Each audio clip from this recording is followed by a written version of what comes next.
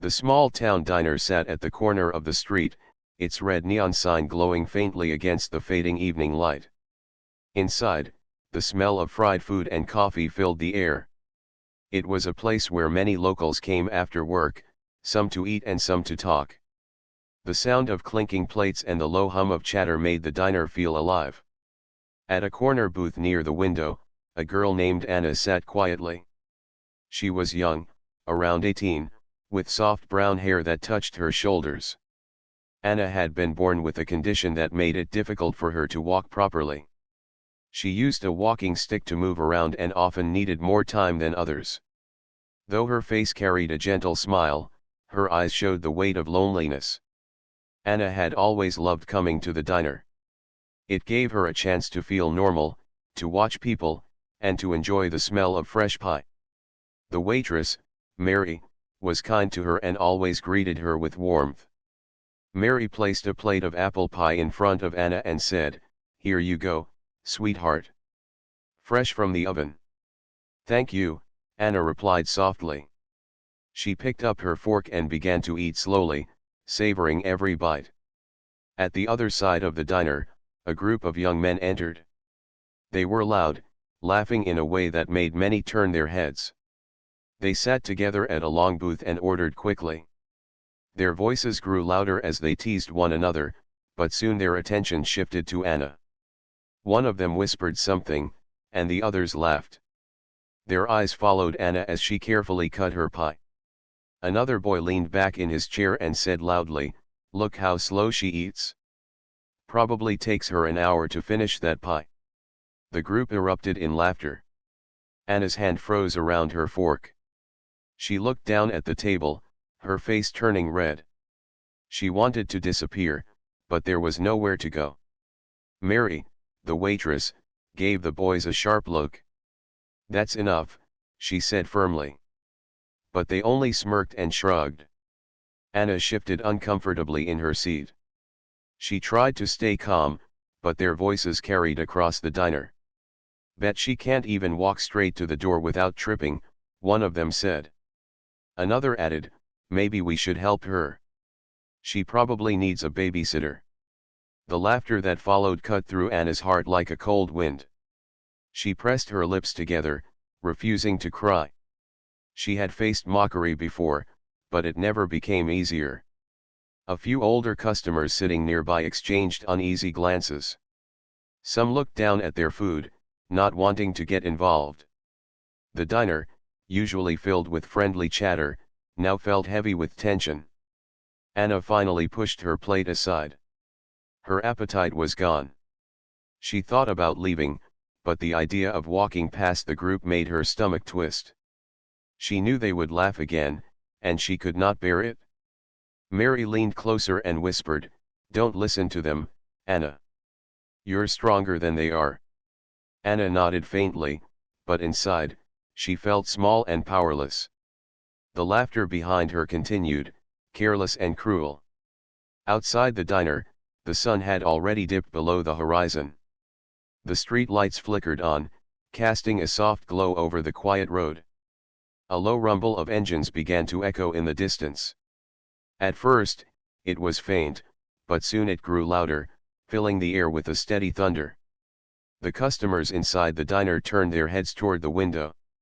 A line of motorcycles rolled down the street, their headlights shining bright. The sound was commanding, impossible to ignore. The laughter from the young men faded as the engines grew closer. Anna, still sitting at her booth, lifted her head. Her eyes widened slightly at the sight of the motorcycles slowing in front of the diner. One by one, they pulled into the parking lot, the riders dressed in dark leather jackets, their presence strong and silent. Mary stood frozen with a coffee pot in her hand. The older customers leaned closer to the window, curious and surprised. The young men at the booth exchanged nervous looks, their laughter gone. The motorcycles came to a stop, and the riders dismounted. They were large, serious-looking men with calm but firm expressions. They walked toward the entrance of the diner in a quiet line, their boots striking the pavement with weight. The bell above the diner door rang as they stepped inside. The air shifted at once. Conversations hushed. The only sound was the creak of leather and the faint hum of the ceiling fan. Anna sat still, unsure of what was happening. She had heard of motorcycle clubs before, but she never thought she would see one here. Her hands gripped the edge of the table as she watched them take in the scene. The group of young men, who had moments ago been so loud, now sat stiff and uneasy. Their eyes darted from one rider to another, unsure of what to expect. The leader of the riders, a tall man with a calm but commanding presence, glanced around the diner. His eyes moved from the waitress to the customers and finally landed on Anna. She lowered her gaze, embarrassed, but she could feel the weight of his attention. No one spoke. The diner waited in silence. Something was about to happen. The tall man at the front of the group paused near the doorway. His steady eyes scanned the diner, not with anger, but with a quiet authority that made the air heavy. The other riders spread out behind him, their steps slow, their presence filling the small space. Anna felt her heart beat faster. She kept her eyes down, unsure what this sudden turn of events meant. The diner, usually a place of small-town comfort, now felt like the stage of something larger.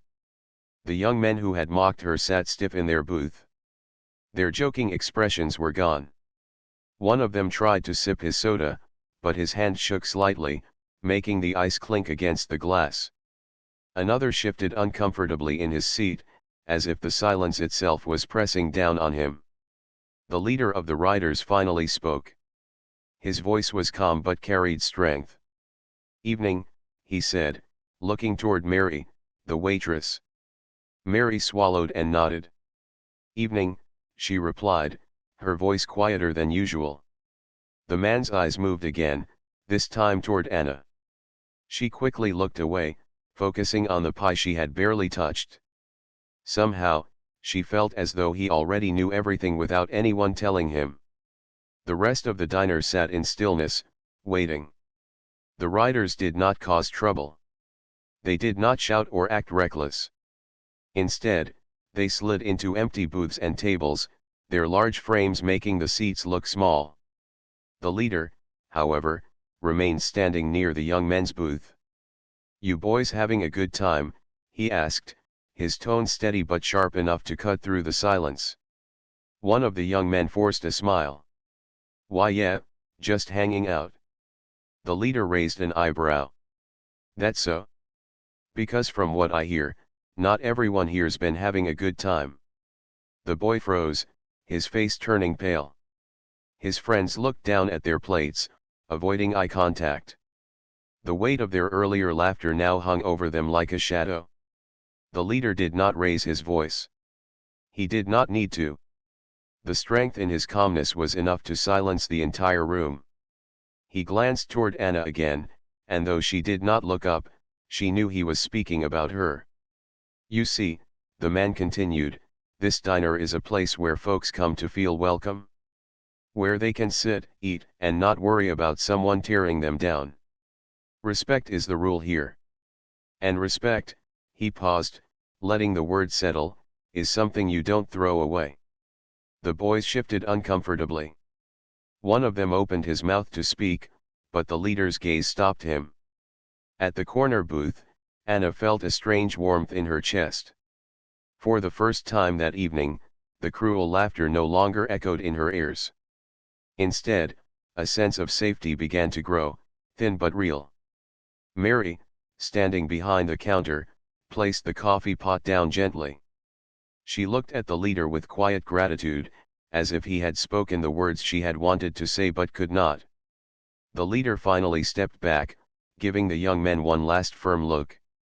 Then he walked to the booth across from Anna and sat down. His presence was strong but not threatening. Anna's fingers tightened around her fork. She could feel his eyes on her, but she was too nervous to look up. "You like pie?" he asked suddenly, his voice lighter now. Anna blinked in surprise. She glanced up just enough to see his calm expression. Slowly, she nodded. "Yes." He smiled faintly. "Good choice. Best thing on the menu. He signaled to Mary. Bring her another slice. On us.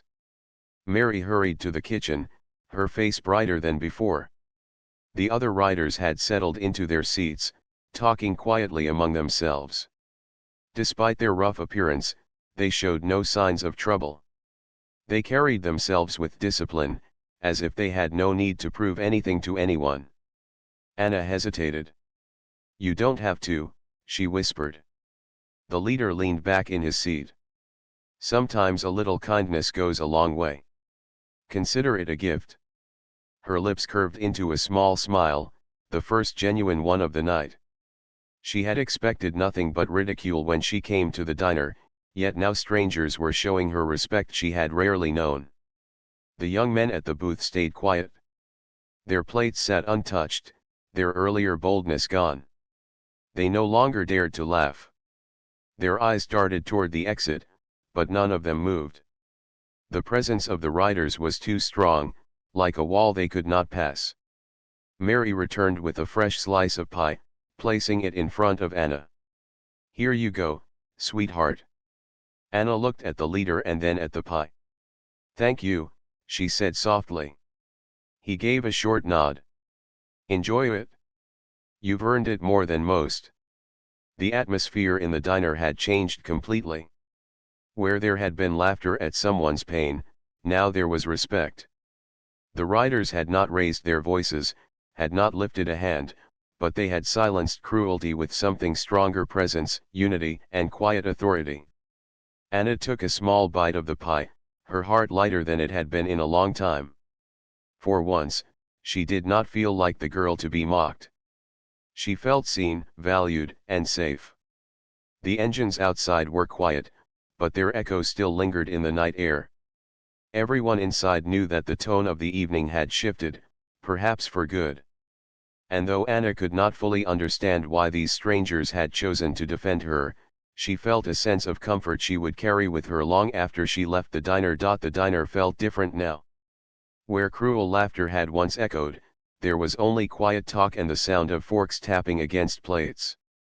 The young men who had mocked Anna stayed silent, their shoulders tense, as if afraid to even breathe too loudly. Anna, sitting at her corner booth, took another bite of her pie. Her hands were steadier now, her heart calmer. For the first time in a long while, she felt like the room was not against her. The leader of the riders sat across from her, sipping a cup of coffee that Mary had brought over. His eyes were steady, but his face carried a calm warmth. He had not said much, yet his presence alone had been enough to quiet the entire room. One of the riders sitting a few tables away leaned over and whispered something to his friend, then both of them chuckled softly. But their laughter was not sharp or cruel, it was light, the kind that did not hurt anyone. Mary walked by Anna's booth and gave her a gentle pat on the shoulder. How's the pie, sweetheart? Anna smiled faintly. It's good. Thank you. Mary looked at the leader and nodded with quiet respect. Then she returned to the counter, her steps lighter than before. The leader finally set his cup down and leaned forward slightly. You come here often? He asked Anna. She hesitated before answering. Sometimes.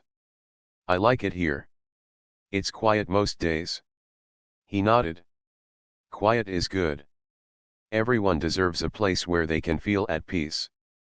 Anna looked down at her hands. Not everyone thinks so, she whispered. The leader studied her for a moment. Some people forget what respect means. They think making fun of others makes them stronger. But truth is, it only shows how small they are inside. His words lingered in Anna's heart. No one had ever spoken to her like that in public, especially not in front of the very people who mocked her. The young men at their booth shifted uneasily. They had not touched their food.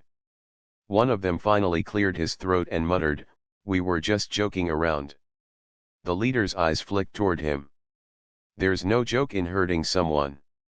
His voice was calm, but the weight of his words silenced the boy again. Anna took another small bite of pie, letting the sweetness fill the silence. For once, The laughter was gone, and in its place was a stillness that felt like healing. After a while, one of the other riders, a man with a gray beard, walked over to Anna's table. He placed a hand gently on the back of her booth. "Mind if I ask your name?" "Anna," she said softly.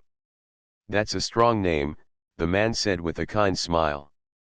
"My daughter's about your age. She's in college now. She had some hard years too, when kids didn't treat her right. But she made it through. You'll make it through as well." Anna's eyes widened slightly. She didn't know what to say, so she just gave a small nod. The man smiled again, then returned to his seat with the others. The leader leaned back and folded his arms. "You know, Anna, people will always find something to talk about. But what matters is how you carry yourself. You walked in here today on your own. That already makes you stronger than the ones who tried to bring you down." Anna blinked. No one had ever called her strong before. She had always been seen as fragile, slow, or different. Hearing those words felt like a light she had never known. For the first time that night, she lifted her head fully and looked around. The older customers gave her small smiles. Mary waved at her from behind the counter. Even the riders, rough as they looked, offered nods of quiet respect. Her chest warmed with a new feeling pride. The young men at the booth shifted again, clearly uncomfortable. One of them whispered to another, "Maybe we should just leave." The leader heard him. He gave a short nod. "That might be the best choice you've made all night." Without another word, the group of young men slid out of their booth and headed toward the door. Their steps were quick, their voices silent. The bell above the door jingled as they left, and the sound of their car engine soon faded into the distance. The diner seemed to exhale at once. Conversation slowly picked up again, softer and kinder this time. Anna felt lighter. The cruel words no longer echoed in her ears. Instead, she heard the steady hum of the ceiling fan, the clink of dishes, and the low, respectful voices around her. The leader finished his coffee and placed the cup down gently. He looked at Anna one more time. "Hold your head high. You've got more courage than you know." Anna's lips curved into a real smile this time. "Thank you," she whispered. The riders stayed a little longer, enjoying their meals quietly. The sound of their low laughter and easy talk filled the diner with warmth instead of fear. Anna realized something important. Respect did not always come from words. Sometimes it came from presence, from people who carried themselves in a way that reminded the world what kindness looked like. And in that small town diner, on an ordinary evening, she discovered that she was not as alone as she had always believed. The diner felt calmer now. The group of young men was gone, and the air no longer carried the sting of cruel laughter. Instead, there was warmth in the quiet conversations and the gentle clatter of plates. Anna sat in her booth with her second slice of pie, feeling lighter than she had in months. The riders talked among themselves at nearby tables. Their voices were low, respectful, nothing like the rowdy noise Anna had expected when they first walked in. Though their leather jackets and strong builds made them look rough, their manners told a different story. Mary, moving between tables, kept smiling at Anna. It was as if she too felt proud that the night had turned out this way. When she passed Anna's booth, she whispered, "See, sweetheart. You're not as invisible as you think." Anna gave a small nod. "I guess not." The leader, who still sat across from her, noticed her smile. He leaned back in his seat, his arms crossed loosely. "That's better," he said. "You should smile more. Shows the world you're stronger than its whispers." Anna looked down, embarrassed but happy. She had never been told something like that before. One of the riders with kind eyes came over and placed a quarter on Anna's table. "You know what this is for?" he asked. Anna shook her head. "It's for the jukebox." He pointed toward the old machine in the corner of the diner, glowing faintly with its rows of songs. Pick something you like. Music makes everything brighter. Anna hesitated. She rarely did things that would draw attention. But the rider's encouraging nod gave her courage. Slowly, she stood, leaning on her walking stick, and made her way to the jukebox. The diner grew quieter as people noticed her move. She placed the quarter into the slot and scanned a list of songs. Her finger hovered before pressing one of the buttons. A moment later, soft music filled the air. It was a gentle melody, cheerful without being loud. The diner seemed to come alive with it, the sound wrapping around everyone like a warm blanket. Anna returned to her booth, and as she sat down, she noticed the leader giving her an approving nod. "Good choice," he said simply. Anna felt her cheeks warm, but this time it wasn't from shame. It was from pride. As the song played, the riders continued talking, their laughter light and easy. The older customers relaxed again, enjoying the music. Even Mary hummed softly as she poured coffee for a table near the window. Anna realized she was smiling without even trying. The weight she usually carried of being watched, judged, or mocked was gone. For the first time in a long while, she felt part of the room, not apart from it. The gray-bearded rider leaned over from his table and said, "See? One small step, and the whole room feels different." Anna nodded shyly. "I guess so." The leader sipped the last of his coffee and set the cup down. "You've got more courage than you think, Anna. Most people would have stayed in the corner, but you stood up. That's the start of everything." His words stayed with her. She thought back to how nervous she had been just moments earlier, unable to even finish her pie. And now she had chosen a song for the whole diner to hear. It felt small, yet also big. Time passed, and the riders finished their meals. Some of them paid at the counter, leaving generous tips for Mary. Their actions were quiet but kind. Anna noticed how they treated everyone with respect, even though they could have easily taken over the room with their size and presence. Finally, the leader stood and looked around the diner. "We'll be heading out soon," he said, his voice steady. "But before we go, I want you all to remember something. Strength isn't about mocking the weak. It's about lifting them up. That's the kind of respect that lasts." The words sank into the room like gentle stones on water. No one spoke for a moment. Then Mary, with her hand on her hip, smiled proudly. "You're welcome here anytime." The riders nodded politely. Anna looked at the leader, her voice soft but clear. "Thank you. For everything." He gave her a small smile. "Don't thank us. Thank yourself.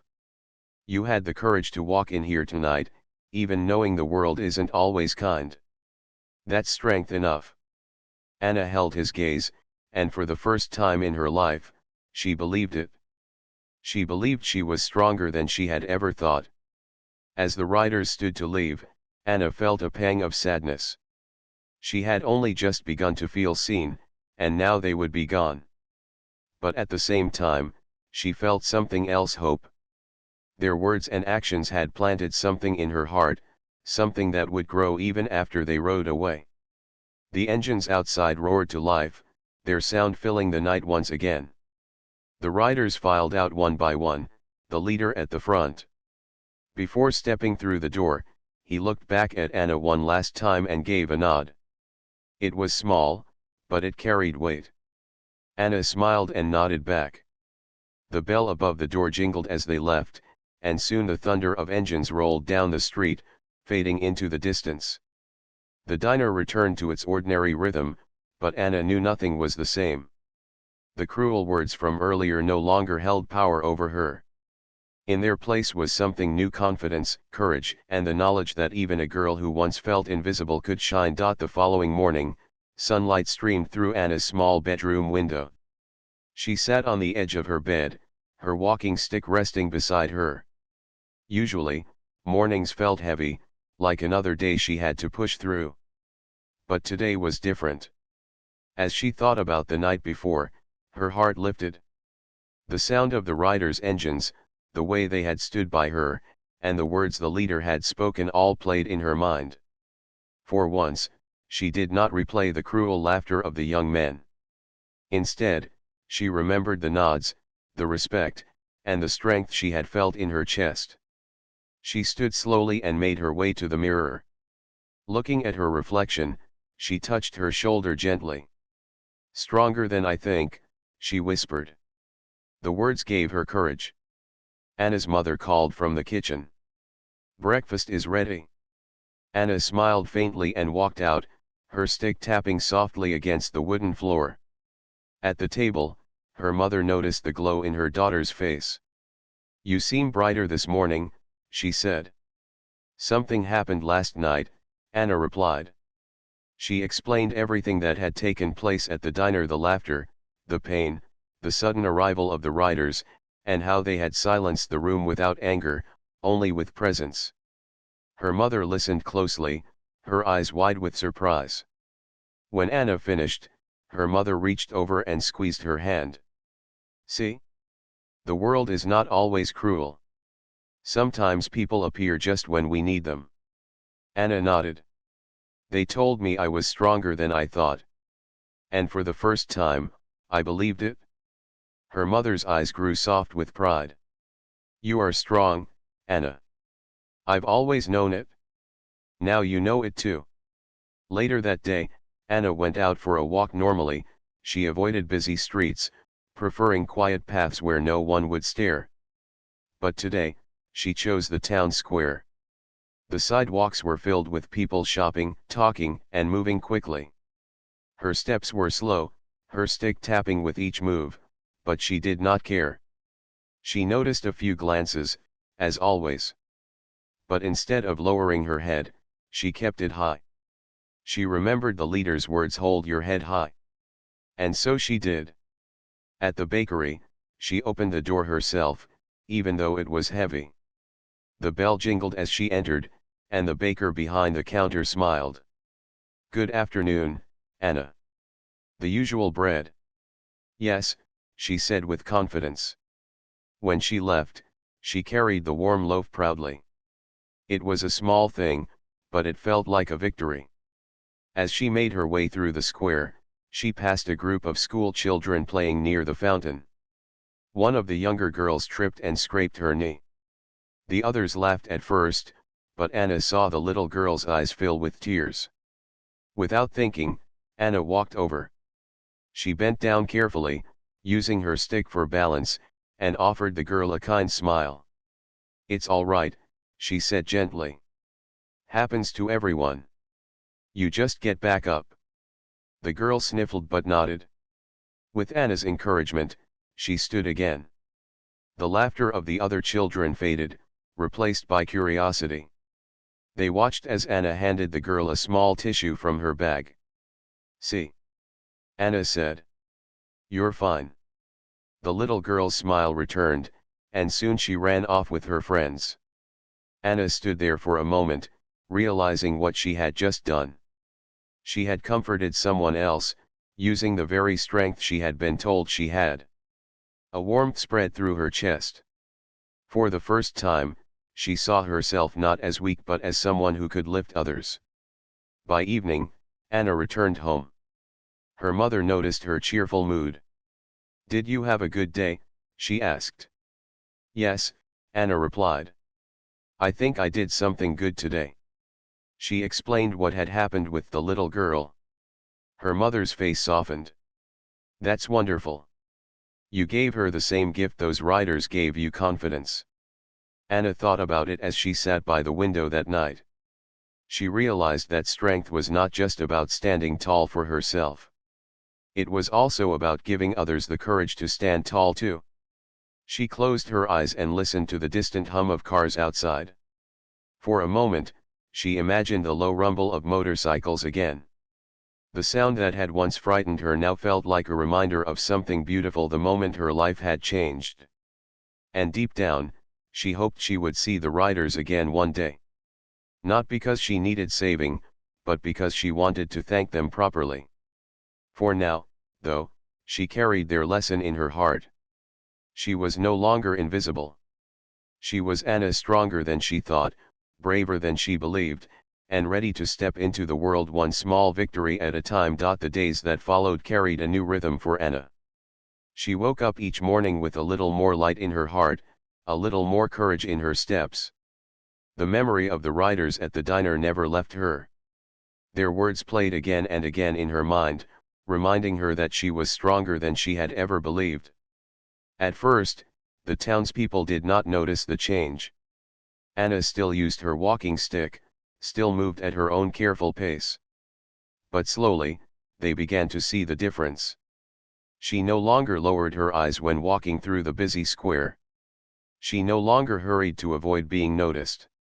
Instead, she held her head high and greeted people with a gentle smile. One afternoon, as she walked to the library, a woman carrying groceries dropped a bag. Apples rolled across the sidewalk, scattering in every direction. Without hesitation, Anna stepped forward. She bent slowly, using her stick for balance, and began picking up the apples. A few others joined in, but the woman noticed Anna first. "Thank you, dear," the woman said kindly. Anna smiled. "It's no trouble." The woman gave her a long look, as if seeing her in a new way. Not as someone fragile, but as someone willing to help. Inside the library, Anna sat by the window with a stack of books. She had always loved reading, but now she searched for stories of people who had overcome hardships. Each page she turned seemed to mirror her own journey. She began to understand that strength was not the absence of struggle, it was the choice to keep moving forward despite it. Soon, children at the library grew curious about her. A little boy approached her table one day. "Why do you use a stick?" he asked with wide eyes. Anna looked at him, then smiled. "It helps me walk." Everyone has something that helps them. Some people wear glasses to see, some carry umbrellas in the rain. My stick helps me get where I want to go. The boy thought about it, then nodded. "That's cool," he said before running back to his friends. Anna's heart warmed. For once, a child's curiosity had not felt like judgment. She realized her answer had turned what seemed strange into something simple and normal. Word of Anna's quiet strength began to spread. Mary, the waitress at the diner, often told others about that night when the riders stood up for Anna. She spoke proudly of how Anna had changed since then. "She's braver now," Mary would say. "She walks like someone who knows her worth." One evening, Anna returned to the diner. The familiar red neon sign glowed in the dusk, and the smell of coffee and pie welcomed her inside. This time, as she walked to her booth, heads turned not with mockery, but with acknowledgement. A few people even nodded in greeting. Mary placed a slice of pie in front of her without even asking. "On the house tonight," she said with a wink. Anna smiled. "Thank you." As she ate, she noticed a group of high school students sitting together. They were loud, but not unkind. Still, one of the younger kids at their table seemed left out, sitting quietly with his hands folded. Anna watched as the others laughed among themselves, barely including him. Something stirred inside her. She remembered her own loneliness, the sting of being ignored. She thought of the riders, how they had spoken up for her. Gathering her courage, she stood and made her way to the boys' table. "Would you like to sit with me?" she asked gently. The boy looked surprised, then glanced at his friends. None of them stopped him, but none invited him to stay either. Slowly, he nodded and followed Anna to her booth. They shared the pie, and Anna asked him about school. He spoke softly at first, but soon his words came easier. By the end of the evening, his smile was bright. When he left, he said, "Thanks. I don't usually get asked to sit with anyone." Anna watched him go, her heart full. She realized she had just given him what the riders had given her, a sense of belonging. As she finished her pie, Anna looked out the window at the quiet street. The roar of motorcycles was not there, but in her heart, she could still hear it. Not as a sound of fear, but as a reminder of strength. She whispered to herself, "Respect is lifting others up." It was the very lesson the leader had left with the diner. Now, it was hers to carry forward. That night, as she walked home, the stars above seemed brighter. The town felt different too, though she knew it was she who had changed the most. She no longer saw herself as the girl people mocked. She saw herself as someone who could inspire. And in the silence of the night, Anna made a quiet promise. If she ever saw the riders again, she would thank them not just for standing up for her, but for giving her the courage to stand up for others. The town streets were quiet in the early evening, the golden light of sunset painting the rooftops in soft colors. Anna walked slowly toward the diner, her walking stick tapping gently on the pavement. She felt a mixture of excitement and nervousness. Tonight, she hoped, she would finally see the riders again. When she reached the diner, the familiar red neon sign flickered above the door. Inside, the warm smell of coffee and fresh pie welcomed her like an old friend. Mary waved at her from behind the counter. "Evening, Anna," Mary said with a smile. "Good to see you out and about." Anna nodded. "Evening, Mary. I'm hoping the others are here tonight." Mary raised an eyebrow but said nothing. She seemed to understand that something important was about to happen. Anna walked to her usual booth and sat down, her heart beating a little faster. She looked out the window, half expecting the low rumble of motorcycles to announce their arrival. A few moments later, the sound came, a deep, steady hum in the distance. Anna's pulse quickened. The riders were here. One by one, the motorcycles rolled into the parking lot, their engines loud but not frightening. The riders dismounted, just as they had the first time, and walked toward the diner. Their presence filled the space, calm yet commanding. Anna's eyes widened. She had imagined this moment many times, but now it was real. The leader, tall and steady, stepped through the door first. His eyes scanned the room, and when they landed on Anna, he gave a small, approving nod. Anna stood, her hands gripping her walking stick tightly. "Thank you," she said softly, her voice carrying across the quiet diner. The leader's face broke into a faint smile. "For what?" he asked. "For everything," she said. "For helping me that night. For showing me what strength and respect really mean. I wanted to tell you in person." The riders gathered around her booth, their presence calm and welcoming. One of the men with the gray beard smiled warmly. "You've changed a lot since then," he said. "We've heard stories about how you've been helping others and standing tall." Anna blushed. I'm trying. I remembered what you told me about courage and respect. I wanted to do the same for others." The leader nodded slowly. "You don't need to try.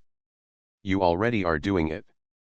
Strength isn't only about what you can do for yourself, it's about what you do for those around you." Anna felt a warmth in her chest. She had lived those words in the past weeks, but hearing them from the people who had first shown her the meaning of courage made them even stronger. Mary brought over a slice of pie for each of the riders. They accepted it with nods, and the diner once again felt alive, full of gentle conversation and the soft clatter of dishes. One of the riders leaned closer to Anna. "Do you remember the little boy you sat with in the square?" he asked. Anna smiled. "Yes. He was alone, and I didn't want him to feel left out." "You reminded us of why we came that night," the rider said. "Not to scare anyone, but to show that standing up for someone matters. And now, you're passing that on. That's real strength." Anna's eyes shone. "I never knew I could feel this way.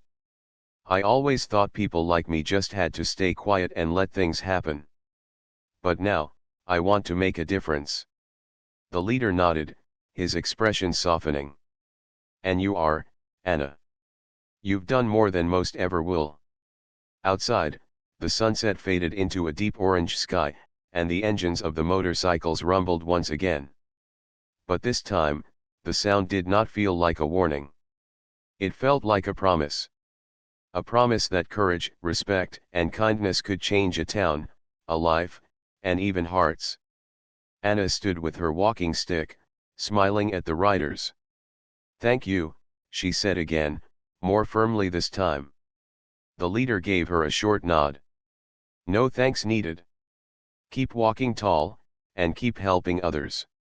That's the best thanks anyone can give." One by one, the riders left the diner, mounting their motorcycles and riding down the street. Anna watched them go, feeling a mixture of sadness and joy.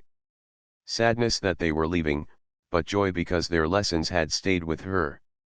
Mary came over and placed a hand on Anna's shoulder. "You've grown so much, Anna. I'm proud of you." Anna smiled. "I just hope I can keep being strong, like they showed me." As she walked home that night, the stars twinkled brightly above. She felt a quiet confidence in every step she took. The world might still have challenges, and some people might still say unkind things. But now, Anna knew she had courage, she had respect, and she had the power to lift others as well. She thought about the riders, the strangers who had become teachers in an unexpected way. She whispered softly to herself, "Strength is not only about surviving. It's about helping others rise."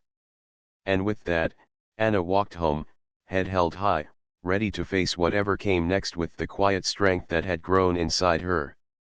The night was calm, the town peaceful, and Anna knew that she was no longer the girl to be mocked. She was a young woman who had found her courage, learned the meaning of respect, and was ready to shine. The diner, quiet once more, held the echoes of kindness and courage. And in that small town, Anna's story had begun, a story of strength, respect, and the power of standing up, not only for oneself but for others.